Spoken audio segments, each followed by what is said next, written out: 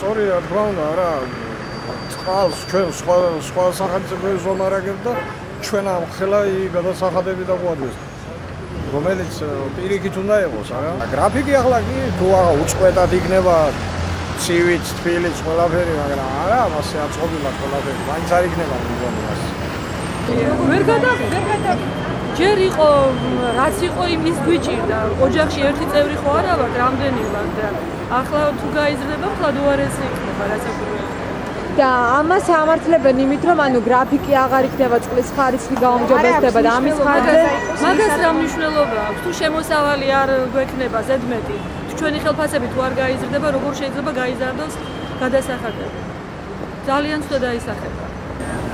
არ გამახსენს, მაგრამ ასე რო იაფიქრება უმეტეს. 5 სული ვართ და 5-ჯერ 3 და 15 იანგარიშეთ რამდენია ყოველ თვეში. ამბობენ გრაფიკით აღარ გექნება თუ 3 და 15 სულ გადაიხდით. მაგრამ მაინც ხელმისაწვდომი არ არის. გადასახადი არ მოეყო საქართველოში. ყველაფერი წყალს მიაქვს საქართველოში და გაძვირება კი არა საქართველოში. კი, მაგრამ ანუ კომპანიას ხო ჭირდება ფუნქციონირება. აი, ბატონო, რაღაცა ცოტა გინდა შეიძლება 2 და 40 იყო, ისიც ბევრი იყო. ახლა კიდე 3 და 15 გახადეს ეგ რა. ჯერ ხელფასები მოვუმატე და მე გააძვირა.